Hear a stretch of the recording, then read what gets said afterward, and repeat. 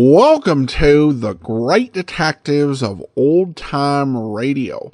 From Boise, Idaho, this is your host, Adam Graham. If you have a comment, email it to me, box13@greatdetectives.net. Follow us on Twitter at Radio Detectives and become one of our friends on Facebook. Facebook.com/Radio Detectives. I do want to encourage you as you're making your summer travel plans to remember JohnnyDollarAir.com. JohnnyDollarAir.com is our Priceline affiliate link.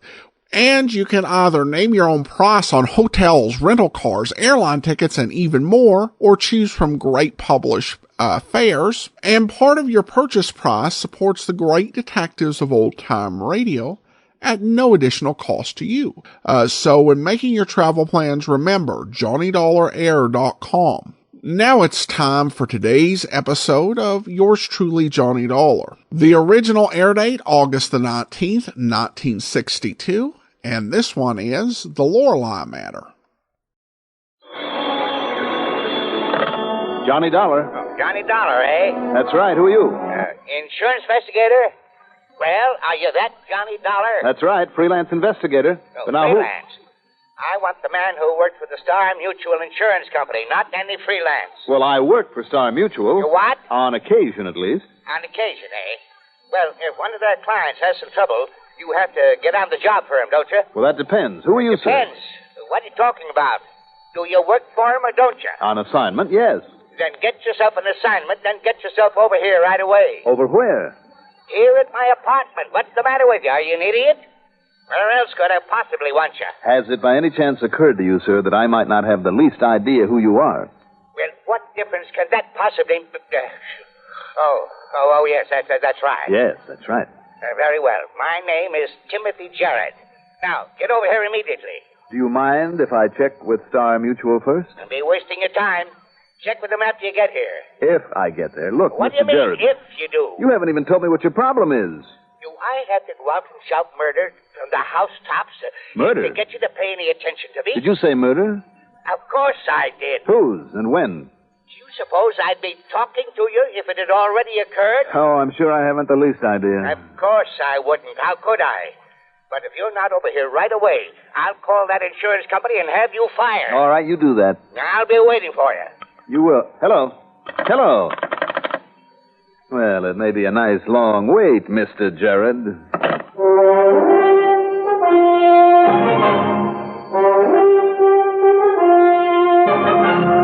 The CBS Radio Network brings you Mandel Kramer in the exciting adventures of the man with the action-packed expense account.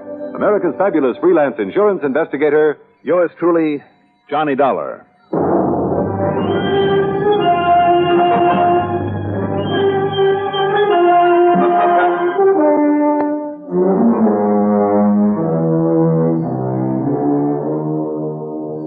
Expense account submitted by Special Investigator Johnny Dollar to the Star Mutual Insurance Company, Home Office, Hartford, Connecticut.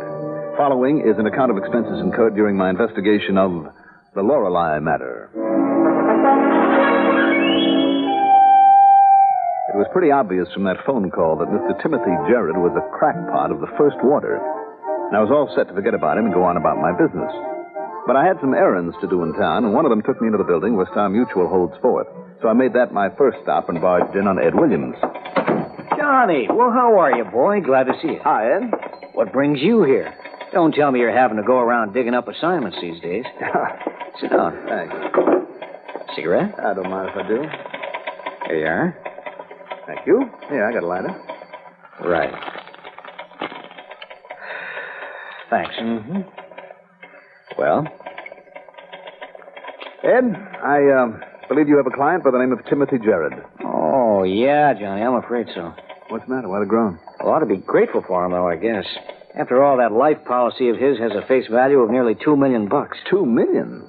Wow, I thought maybe he was just some old nut. Oh, he is, Johnny, no question about it. Just about as wacky as they come. Don't you know who and what he was? The famous all-or-nothing Gerard? Was or is? Oh, he's still alive, if that's what you mean. But, Johnny, about 40 years ago, Gerard was one of the cleverest stock manipulators ever hit the scene. No kidding. Made himself millions and millions. And in those days, you could keep what you made. Really loaded him. Well, he was. What do you mean by that? Oh, he still has enough to get along on, plenty. But after the 5 or 6 beautiful dolls that he married and divorced, well, you know what they can do to a man and his money. Well, let's say I've heard. Thank goodness this present one seems to have a little sense. Oh, she's young and pretty enough, all right, but... Well, maybe you've heard of her. Name is Lorelai Lambert. She's an artist, and I understand a pretty good one. Came from Quebec originally. Oh? Spends a lot of time out of town, away from the old coot. But I'm sure it's just on account of her sketching and painting. I see. Matter of fact, the last time I talked to Mr. Gerard, that was day before yesterday, she was off on another of her field trips. Well, what about the old boy, Johnny? Well, I got a crazy phone call from him. Sorry, I guess I was kind of responsible for it. You were? Another of his complexes working on him. And I promised if it proved to have any basis, I might call you in just to shut him up. But I certainly didn't expect him to call you. What do you mean by complexes? Nothing else to do, so he worries about himself. A couple of weeks ago, it was a persecution complex. Before that, he was certain he was going to be robbed. But he wasn't. Of course not. Before that, he was sure that his apartment, the whole block maybe, was going to burn down over his head. And so on for the past couple of years. Well, what did he tell you it was this time? Well, he mentioned the word murder. I hope you laughed in his face. Who would ever gain anything by killing off that old character? You tell me. Who's the insurance beneficiary? Pretty little Lorelai, his wife. But he knows better than to think she'd ever raise a hand against him. He's given her everything, Johnny. Everything she can possibly need or want. Besides, she isn't the type. Is there a type for murder? Well, you tell me. If he was such a stock manipulator, how about some old enemies showing up? Maybe somebody he might have defrauded. After 40 years? No, I guess you got a point there. It's just another one of his complexes having something to do, something to worry about. Okay, Ed, I'll just forget about him. Oh, no, Johnny, don't do that. Why? What do you mean? Got to keep him happy. Old Buzzard wouldn't hesitate to cancel out that policy in a minute. And I don't want to lose those nice big premiums. No, as long as he's asked for you, Johnny, you'd better go and see him. Hold his hand, promise him anything you like. And then you can forget him. But you go see him, Johnny. Here, I'll give you his address. Okay, Ed. Whatever you say.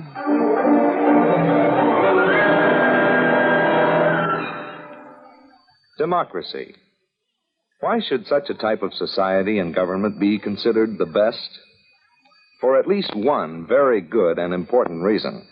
Because the people who choose to live in a democracy have decided that they want to be able to tell themselves how they want to work and live.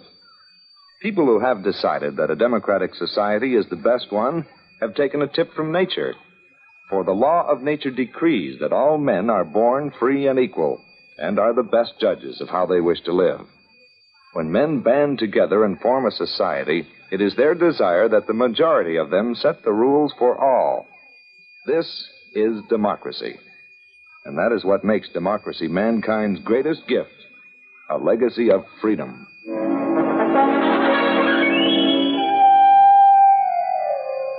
The Fleur-de-Lis apartments out on the edge of town are the old-fashioned ultra-deluxe. A solid building of native stone built like a fortress. The 2 uniformed doormen looked over my credentials carefully, then told me to go on up that I was expected. The old-style elevator with its open cage was somewhere else, so I walked up the 2 flights, found suite number 3A, rang the bell a couple of times, then when I got no answer...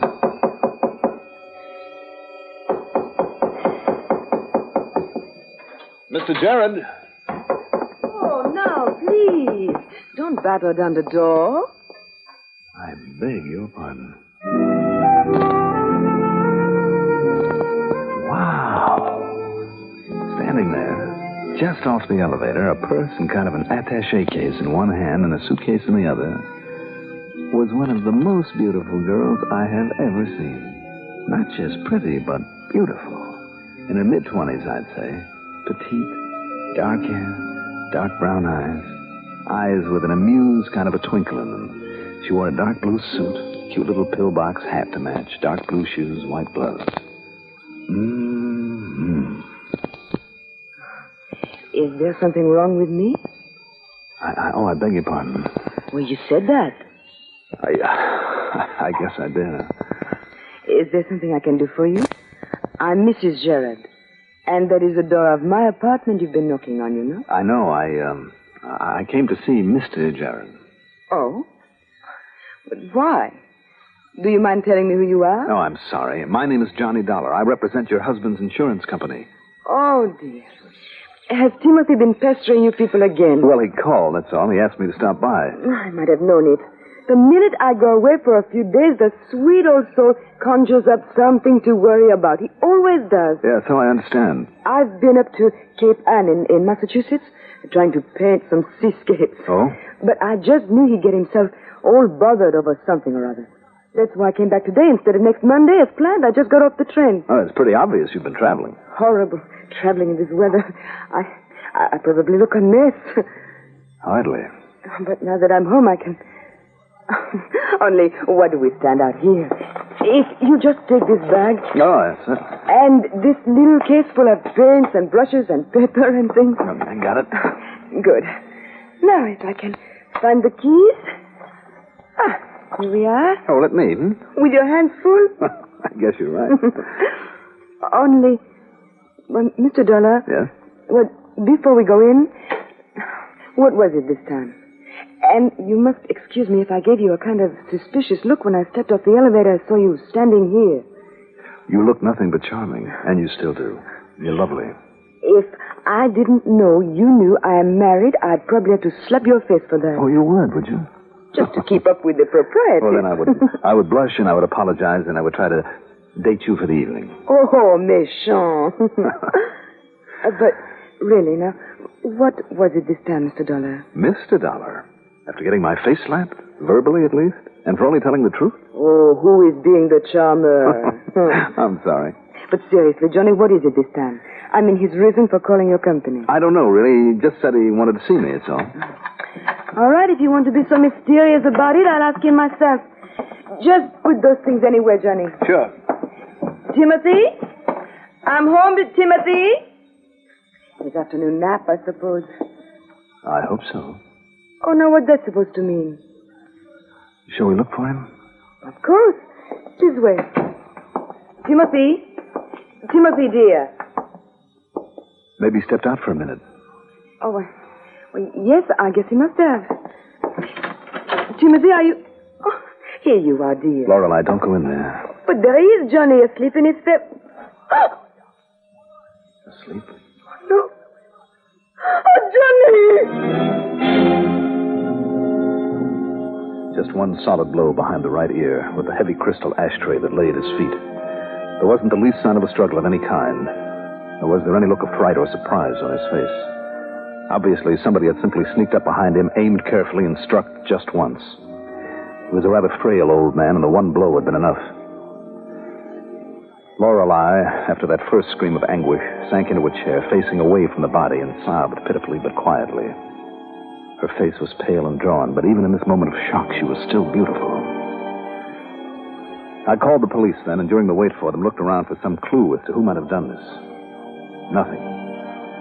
Nor was one of the doormen any help when I had him come up. No, sir. You were the first one to come here to see him today. You're sure of that? Yup. First it was you, and while you was going up the stairs, the missus come in and went by the elevator. There's the back entrance to the apartment, to the kitchen. Yeah. But any delivery boy would have seen him, sir, as he come around the driveway up the side. Mm-hmm. Tell me, are there any relatively new tenants in the building? Well, of course, there's that Mr. Bascom, sir. Bascom? Yes, sir. He's the newest. Yes? Come here in 1937. Oh. But, nobody came here to see Mr. Jared today. Not until you come in, sir. And Mrs. Jared came back from a trip right after. Well, the fact remains that somebody got to him. Oh, Sergeant, you made good time. Hi, Johnny. Come on in, Doc. Well, Private Eye, what have you got yourself involved in this time? Looks to me like a murder. Sergeant Barney Foster is one of the most able homicide men I know. After Doc Bennett, the coroner, examined the body and was satisfied death was due to that blow on the head, that it must have occurred only minutes before I got there, he left. Sergeant Foster and I went over that place with the proverbial fine-tooth comb, but the killer had apparently left no tracks whatsoever. The only fingerprints from the last few days were those of the dead man. And that means planning, Johnny. It was carefully planned. Have you talked with Mrs. Jarrett about any possible enemies he might have had? I tried, Barney. Look at her sitting out here. I'm afraid she's just too numb by this whole thing to make very much sense. Yeah, poor kid. You better get her out of here, Johnny, to a hotel or something, maybe to some friend's house. Even if she wants to stay? Yep. Is that an order? Mm-hmm. Well, we've been over every inch of this place. All we found is nothing. Not very much of that. Whoever did it must have been somebody the old man knew, let in here himself. Even the looks of his face, the relaxed position of the body, no signs of a struggle, all bear that out, right? Can't argue with you, Barney. So, as soon as I leave, I'm going to start a rundown on everybody that she and her husband have known or ever been seen with over the last 5 years. The lad down at headquarters was really great at that sort of stuff. Good idea. Because the fact that apparently nobody could have come up here without being seen, but... Well, now look. Yeah? You know, you could be the one suspect in this case, Johnny. Sure. Well, I'm not kidding. You're the only one known to have come up here before Mrs. Jared got back from her trip. Of course. And the motive? Put the old man out of the way to leave a free path to his beautiful wife. You think that isn't a common enough motive? It may have been somebody's, Johnny. Well, now that I've seen and talked with her, I'm inclined to agree with you. Yet... Yeah. Well? Oh, nothing, Barney. Building up another one of your wacky hunches, Johnny? I don't know. Well, anyhow, you get her out of here. Let her stay in a hotel or something so that nothing will be disturbed until I can come back for another look. Make sure we haven't slipped up somewhere. She can take along her luggage, can't she? Just exactly what you yourself saw with her when she stepped off that elevator. Okay? Okay. Nothing else is to be disturbed. I'll seal off the back service door and leave orders downstairs that nobody is to be admitted to the place. Okay? Okay. Okay. Except me. All right, Johnny. What is it? This hunch of yours. Barney, I kid you not. I don't know. But there is something cooking in that so-called brain of yours, isn't there? I told you, Barney. Okay. But when it gels, if it gels, instead of taking things into your own hands, you call me. Sure. Promise. Promise.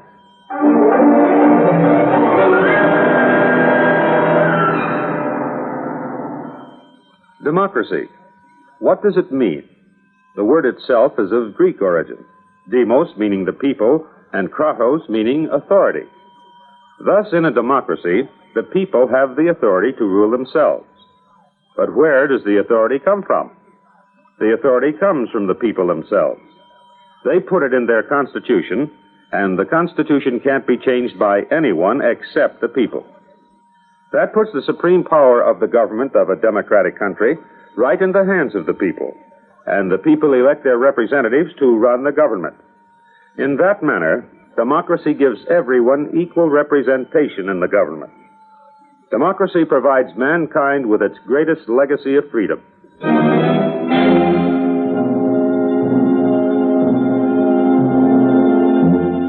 I took Lorelai Jarrett over to the Statler and got her a comfortable suite of rooms. Then I called up my best girlfriend, Betty Lewis, and told her what it was all about, and Betty agreed to move in with Lorelai for a few days to make sure she wouldn't go off the deep end. Also, I hoped that Lorelai might say something, perhaps name somebody that would give me a clue to work on. And Betty, of course, promised to keep her ears open. This silly feeling I had that a hunch was coming, a hunch that I couldn't pin down, bugged me for the next 2 days. During that time, there was no word from Betty and nothing but silence from Sergeant Barney Foster. Half a dozen times, I was on the verge of going back to that apartment for another look. But why? To look for what? Then, on the afternoon of the third day, I decided the only way to make the hunch materialize was to go back there, but not alone. Well, now, I don't know, sir. The policeman said it was all right for you to go up there, but... I'll be completely responsible. Very well, sir. Here's the key you'll need. Thank you. Shall we?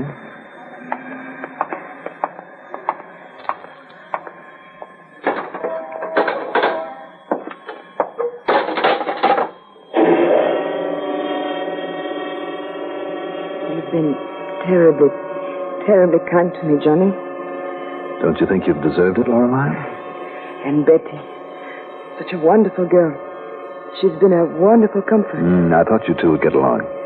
If you and Betty ever get married, I can only hope you'll be as happy as Timothy and I were before. You sure you don't mind us coming back here this way? No. Anything I can possibly do to help, Johnny. You know that. I wish to heaven I knew what kind of help I need. Well, maybe if we just talk about most anything. You were up at Cape Ann, you said, Yes, sir. Sketching. Oh, it's a mighty beautiful country up there, isn't it? I'd never seen it before. only heard about it. It is beautiful. I hope I can go back again sometime and sketch and paint some more. If only Timothy had gone along with me. Yeah, this whole thing might not have happened. Yeah, but he knew the salt air wouldn't agree with him. So, do you suppose, Johnny, that it would be all right if I took some of my clothes and things as long as I'm... I'm afraid you'd better not, Lorelai. The sergeant wants to come back here, you know. Oh, yes, I vaguely remember him saying that. I'm afraid I wasn't aware of much that day. I don't blame you. Lorelai. What, Johnny? It's kind of a strange name for a nice, gentle person like you. Is it? Why? Weren't the legendary Lorelai the sirens who enticed men to their destruction? Good heavens, Johnny. Oh, I'm sorry. Tell me, did you make any sketches up there, Cape Ann? Oh, yes. Lots of them. Would you like to see some of them? Very much. I know that place pretty well. Well, here they are. Right here in this portfolio. Oh, you leave your masterpieces lying around here in the front hall? Oh, I wish they were masterpieces.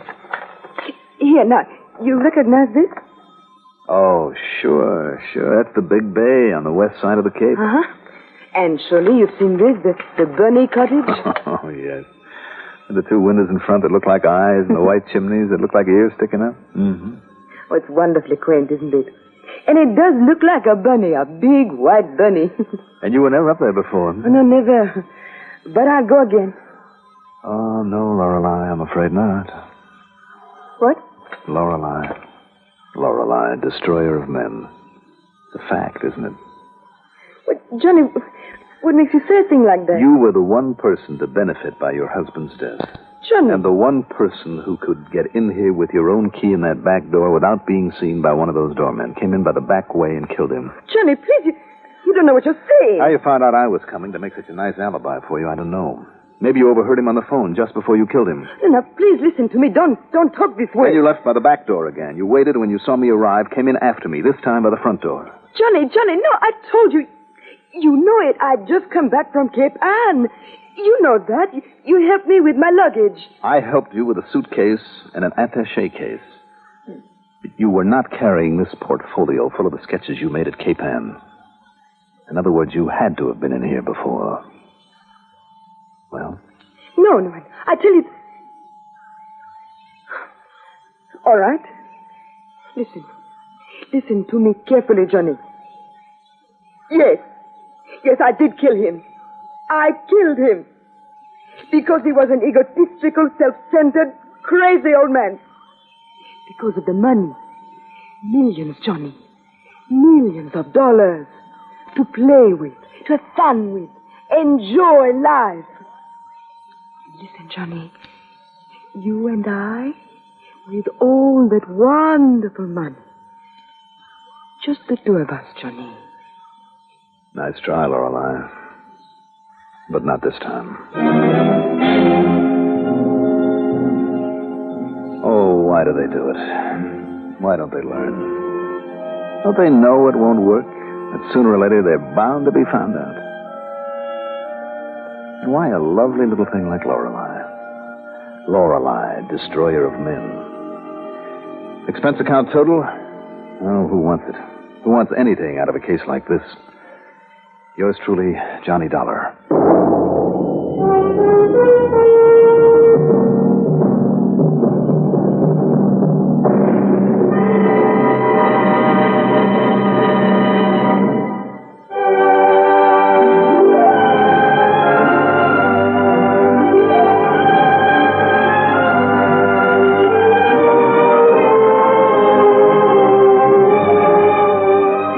Truly, Johnny Dollar is written by Jack Johnstone, produced and directed by Bruno Zerato Jr., musical supervision by Ethel Huber.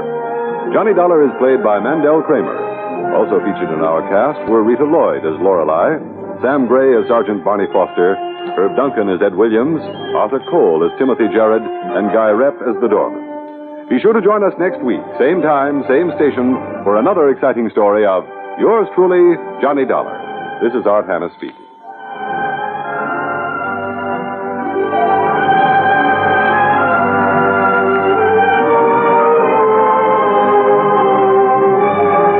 Johnny Dollar has come to you through the worldwide facilities of the United States Armed Forces Radio and Television Service.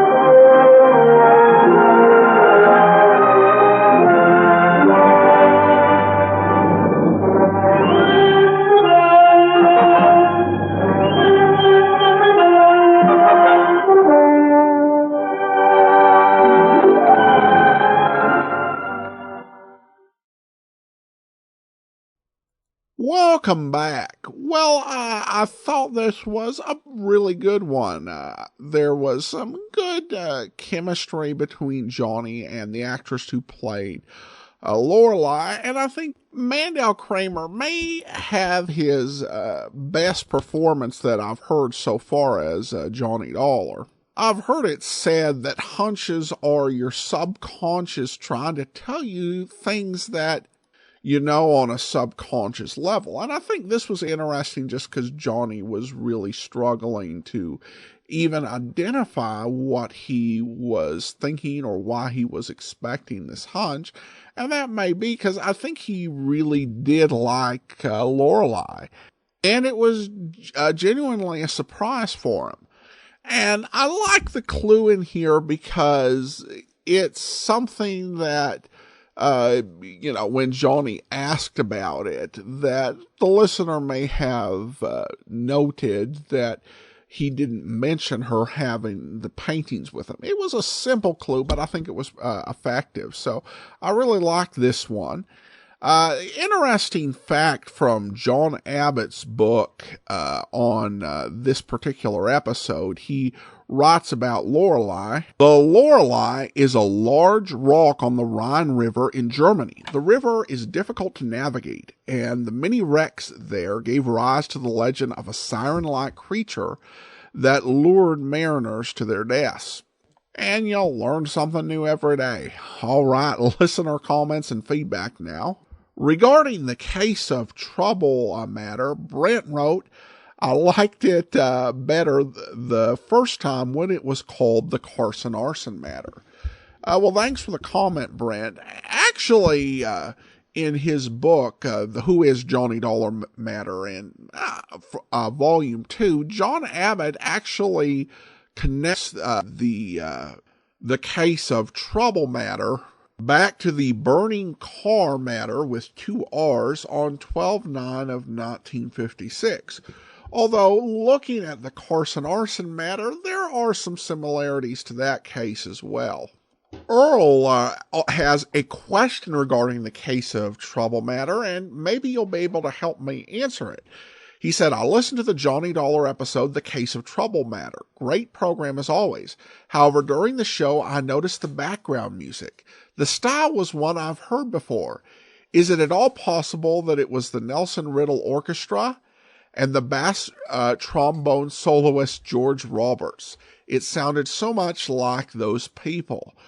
Thanks for the question, Earl. And I'll be honest, I am really not good at identifying bands or soloists. Not quite my specialty, but I'm throwing it out there. If any listener has an answer on that background music for the Case of Trouble matter, I'd love to hear it. Thanks so much for writing in, Earl.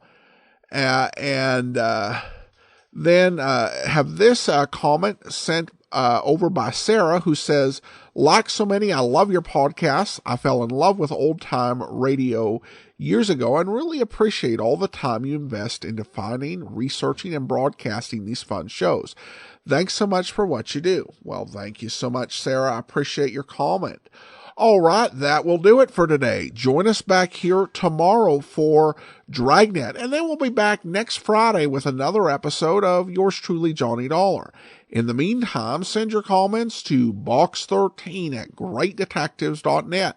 Follow us on Twitter at Radio Detectives and become one of our friends on Facebook. Facebook.com/Radio Detectives. From Boise, Idaho, this is your host, Adam Graham, signing off.